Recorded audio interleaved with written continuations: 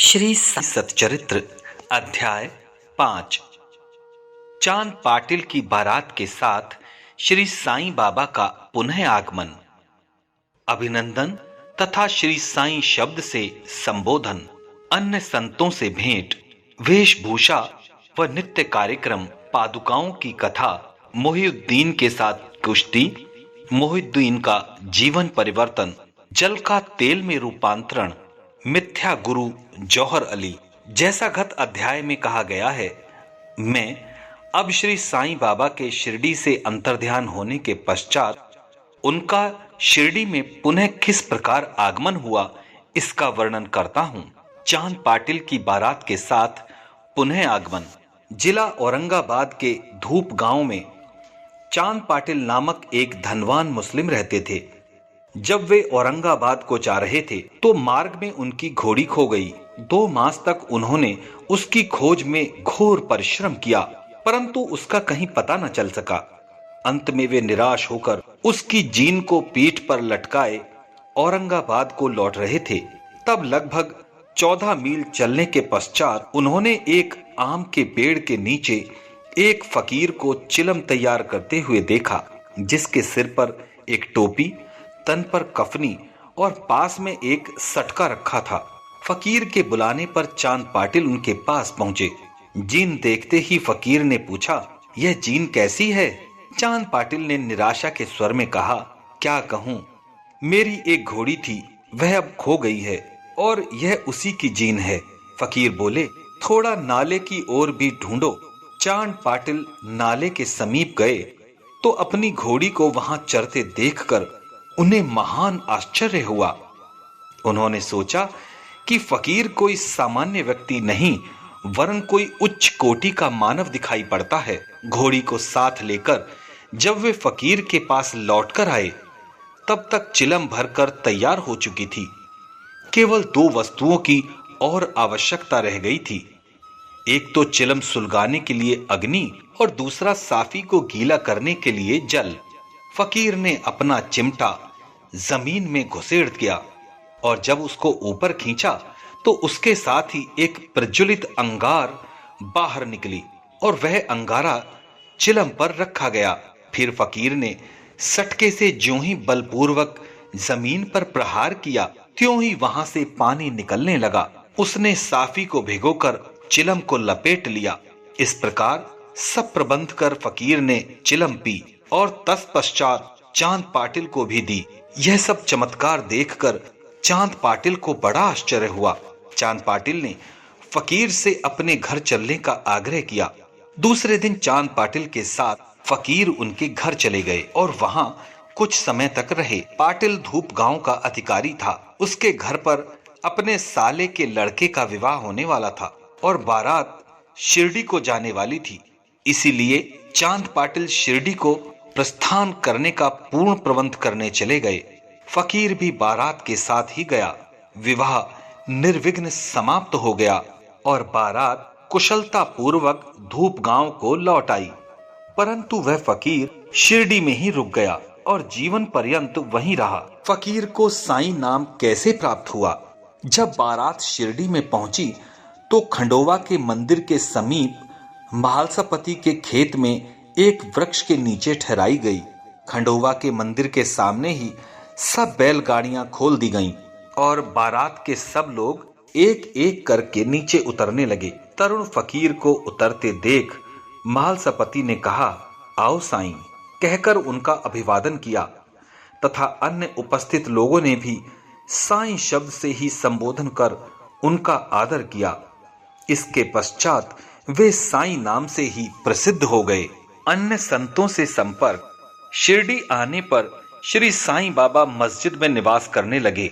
बाबा के शिरडी में आने के पूर्व देवीदास नाम के एक संत अनेक वर्षों से वहां रहते थे। बाबा को वे बहुत प्रिय थे। वे उनके साथ कभी हनुमान मंदिर में और कभी चावड़ी में रहते थे। कुछ समय के पश्चात जानकीदास नाम के एक संत का भी शिरडी में आगमन हुआ। अब बाबा जानकीदास से वार्तालाप करने में अपना बहुत सा समय व्यतीत करने लगे। जानकीदास भी कभी कभी बाबा के स्थान पर चले जाया करते थे और पुणतांबे के श्री गंगागीर नामक एक पारिवारिक वैश्य संत भी बहुधा बाबा के पास आया जाया करते थे। जब प्रथम बार उन्होंने श्री साईं बाबा को बगीचा सींचने के लिए पानी ढोते देखा तो उन्हें बड़ा आश्चर्य हुआ।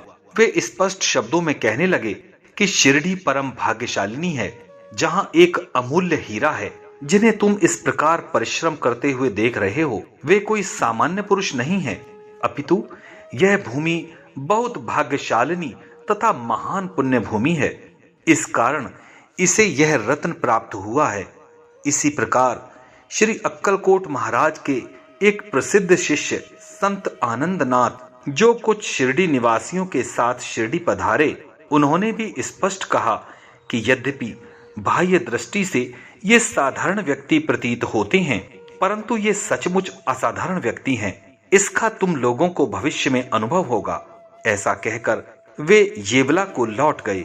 यह उस समय की बात है जब शिरडी बहुत ही साधारण सा गांव था और साईं बाबा छोटी उम्र के थे।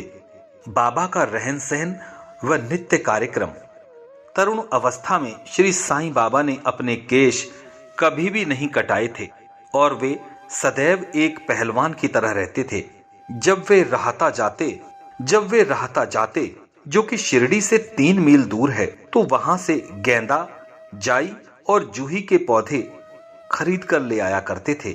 वे उन्हें स्वच्छ करके उत्तम भूमि देखकर लगा देते और स्वयं सींचते थे। वामन तात्या नाम के एक भक्त इन्हें नित्य प्रति 2 मिट्टी के घड़े दिया करते थे। इन घड़ों द्वारा बाबा स्वयं ही पौधों में पानी डाला करते थे। वे स्वयं कुएं से पानी खींचते और संध्या समय घड़ों को नीम वृक्ष के नीचे रख देते थे। जैसे ही घड़े वहां रखते वैसे ही वे फूट जाया करते थे। वे बिना तपाए और कच्ची मिट्टी के बने होते थे। दूसरे दिन तात्या फिर 2 नए घड़े दे दिया करते थे। यह क्रम 3 वर्षों तक चला और श्री साईं बाबा के कठोर परिश्रम और प्रयत्न से वहां फूलों की एक सुंदर फुलवाड़ी बन गई। आजकल इसी स्थान पर बाबा के समाधि मंदिर की भव्य इमारत शोभायमान है, जहां सहस्त्रों भक्त आते जाते रहते हैं। नीम वृक्ष के नीचे पादुकाओं की कथा। श्री अक्कलकोट महाराज के एक भक्त, जिनका नाम भाई कृष्ण जी अली बागकर था, उनके चित्र का नित्य प्रति पूजन किया करते थे।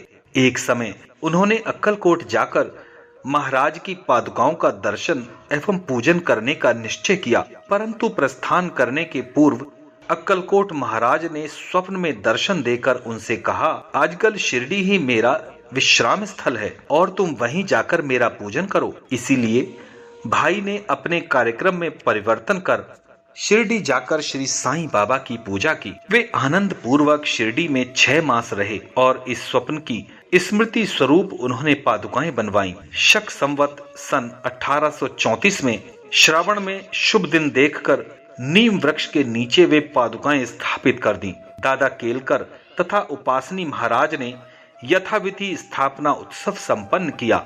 एक दीक्षित ब्राह्मण पूजन के लिए नियुक्त कर दिया गया और प्रबंध का कार्य एक भक्त सगुण मेरू नायक को सौंप दिया गया। कथा का पूर्ण विवरण। ठाणे के सेवानिवृत्त मामलतदार श्री बी वही देव, जो श्री साईं बाबा के एक परम भक्त थे, उन्होंने सगुण मेरू नायक और गोविंद कमलाकर दीक्षित से इस विषय में पूछताछ की। पादुकाओं का पूर्ण विवरण श्री साईं लीला भाग 11 संख्या 1 पृष्ठ 25 में प्रकाशित हुआ है, जो निम्नलिखित है। डॉक्टर रामराव कोठारे बाबा के दर्शनार्थ शिरडी आए। उनका कंपाउंडर और उनके एक मित्र भाई कृष्ण जी अली बागकर भी उनके साथ में थे। कंपाउंडर और भाई की सगुण मेरू नायक तथा जी के दीक्षित से घनिष्ठ दोस्ती हो गई। अन्य विषयों पर चर्चा करते समय उन लोगों को विचार आया कि श्री साईं बाबा के शिरडी में प्रथम आगमन तथा पवित्र नीम वृक्ष के नीचे निवास करने की ऐतिहासिक स्मृति के उपलक्ष्य में क्यों न पादुकाएं स्थापित की जाएं। जब पादुकाओं के निर्माण का विचार विमर्श होने लगा, तब भाई के मित्र कंपाउंडर ने कहा, यदि यह बात मेरे स्वामी कोठारे को विदित हो जाए तो वे इस कार्य के निमित्त अति सुंदर पादुकाएं बनवा देंगे। यह प्रस्ताव सबको पसंद आया और डॉक्टर कोठारे को इसकी सूचना दे दी गई। उन्होंने शिरडी आकर पादुकाओं की रूपरेखा बनाई तथा इस विषय में उपासनी महाराज से भी खंडोवा के मंदिर में भेंट की। उपासनी महाराज ने उसमें बहुत से सुधार किए और कमल फूलादि खींच दिए तथा नीचे लिखा श्लोक भी रचा, जो नीम वृक्ष के महात्म्य व बाबा की योग शक्ति का द्योतक था। उपासनी महाराज का विचार सर्वमान्य हुआ और कार्य रूप में परिणित भी हुआ। पादुकाएं बंबई में तैयार कराई गईं और कंपाउंडर के हाथों शिरडी भेज दी गईं। बाबा की आज्ञा अनुसार इसकी स्थापना श्रवण की पूर्णिमा के दिन की गई। इस दिन प्रातःकाल 11 बजे जी के दीक्षित उन्हें अपने मस्तक पर धारण कर खंडोवा के मंदिर से समारोह और धूमधाम के साथ द्वारिका माई लाए। बाबा ने पादुकाएं स्पर्श कर कहा कि ये भगवान के श्री चरण है, इनकी नीम वृक्ष के नीचे स्थापना कर दो। इसके एक दिन पूर्व ही बंबई के एक पारसी भक्त पास्ता शेठ ने 25 रुपयों का मनी ऑर्डर भेजा। बाबा ने ये रुपए पादुकाओं की स्थापना के निमित्त दे दिए। स्थापना में कुल 100 रुपए व्यय हुए, जिसमें 75 रुपए चंदे द्वारा एकत्रित किए गए। प्रथम 5 वर्षों तक डॉक्टर कोठारे दीपक के निमित्त 2 रुपए मासिक भेजते रहे। उन्होंने पादुकाओं के चारों ओर लगाने के लिए लोहे की छड़ें भी भेजी। स्टेशन से छड़ें ढोने और छप्पर बनाने का खर्चा 7 रुपए 8 आने सगुण मेरू नायक ने दिए। आजकल जरवाड़ी पूजन करते हैं और सगुण मेरू नायक नैवेद्य अर्पण करते तथा संध्या को दीपक जलाते हैं। भाई कृष्ण जी पहले अक्कलकोट महाराज के शिष्य थे। अक्कलकोट जाते हुए वे शक संवत 1834 में पादुका स्थापन के शुभ अवसर पर शिरडी आए और दर्शन करने के पश्चात जब उन्होंने बाबा से अक्कलकोट प्रस्थान की आज्ञा मांगी, तब बाबा कहने लगे, अरे अक्कलकोट में क्या है, तुम वहां व्यर्थ क्यों जाते हो? वहां के महाराज तो यही हैं। यह सुनकर भाई ने अक्कलकोट जाने का विचार त्याग दिया। पादुकाएं स्थापित होने के पश्चात वे बहुधा शिरडी आया करते थे। श्री बीवी देव ने अंत में ऐसा लिखा है कि इन सब बातों का विवरण हेमान पंत को विदित नहीं था, अन्यथा वे श्री साईं चरित्र में लिखना कभी नहीं भूलते। मोइनुद्दीन तंबोली के साथ कुश्ती और जीवन परिवर्तन। शिरडी में एक पहलवान था जिसका नाम मोहिद्दीन तंबोली था। बाबा का उससे किसी विषय पर मतभेद हो गया। फलस्वरूप दोनों में कुश्ती हुई और बाबा हार गए। इसके पश्चात बाबा ने अपनी पोशाक और रहन सहन में परिवर्तन कर दिया। वे कफनी पहनते, लगोट बांधते और कपड़े के टुकड़े से सिर ढकते थे। वे आसन तथा शयन के लिए एक टाट का टुकड़ा काम में लाते थे। इस प्रकार फटे पुराने चिथड़े पहनकर वे बहुत संतुष्ट प्रतीत होते थे। वे सदैव यही कहा करते थे कि गरीबी अव्वल बादशाही, अमीरी से लाख सवाई, गरीबों का अल्लाह भाई। गंगागीर को भी कुश्ती से बहुत अनुराग था। एक समय जब वह कुश्ती लड़ रहा था, तब इसी प्रकार उसको भी त्याग की भावना जागृत हो गई। इसी उपयुक्त अवसर पर उसे देववाणी सुनाई दी, भगवान के साथ खेल में अपना शरीर लगा देना चाहिए। इस कारण वह संसार छोड़ आत्म अनुभूति की ओर झुक गया। जल का तेल में परिवर्तन। बाबा को प्रकाश से बड़ा अनुराग था। वे संध्या समय दुकानदारों से भिक्षा में तेल मांग लेते थे तथा दीपमालाओं से मस्जिद को सजाकर रात्रि भर दीपक जलाया करते थे। यह क्रम कुछ दिनों तक ठीक प्रकार से चलता रहा। अब बनिए तंग आ गए थे। उन्होंने संगठित होकर निश्चय किया कि आज कोई भी उन्हें तेल की भिक्षा नहीं देगा। नित्य नियम अनुसार जब बाबा तेल मांगने पहुंचे तो प्रत्येक स्थान पर उनका नकारात्मक उत्तर से स्वागत हुआ। किसी से कुछ कहे बिना बाबा मस्जिद को लौट आए और सूखी बत्तियां दियों में डाल दी। बनिए तो बड़े उत्सुक होकर उन पर दृष्टि जमाए हुए थे। बाबा ने टमरेल उठाया जिसमें बिल्कुल थोड़ा सा तेल था। उन्होंने उसमें पानी मिलाया और वह तेल मिश्रित जल वे पी गए। उन्होंने उसे पुनः टीन पाट में उगल दिया और वही तेलिया पानी दियों में डालकर उन्हें जला दिया। उत्सुक बनियों ने जब दीपकों को पूर्वतः रात्रि भर जलते देखा तब उन्हें अपने किए पर बड़ा दुख हुआ और उन्होंने बाबा से क्षमा याचना की। बाबा ने उन्हें क्षमा कर भविष्य में सत्य व्यवहार रखने के लिए सावधान किया। मिथ्या गुरु जौहर अली। उपयुक्त वर्णित कुश्ती के 5 वर्ष पश्चात जौहर अली नाम के एक फकीर उनके शिष्यों के साथ राहता आए। वे वीरभद्र मंदिर के समीप एक मकान में रहने लगे। फकीर विद्वान था, कुरान की आयतें उसे कंठस्थ थीं, उसका कंठ मधुर था। गांव के बहुत से धार्मिक और श्रद्धालु जन उनके पास आने लगे और उसका यथा योग्य आदर होने लगा।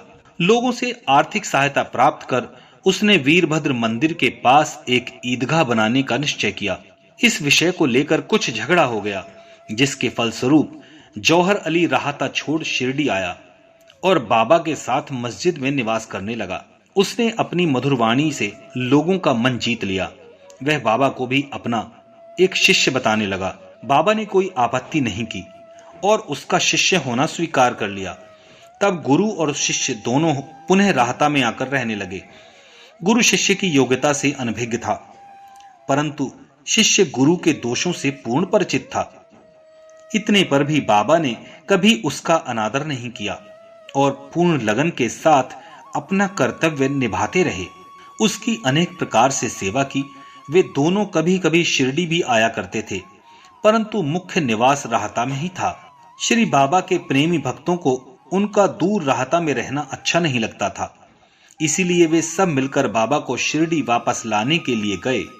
इन लोगों को ईदगाह के समीप बाबा से भेंट हुई और उन्हें अपने आगमन हेतु बतलाया। बाबा ने उन लोगों को समझाया कि फकीर के आने से पूर्व ही आप लोग शिरडी लौट जाएं।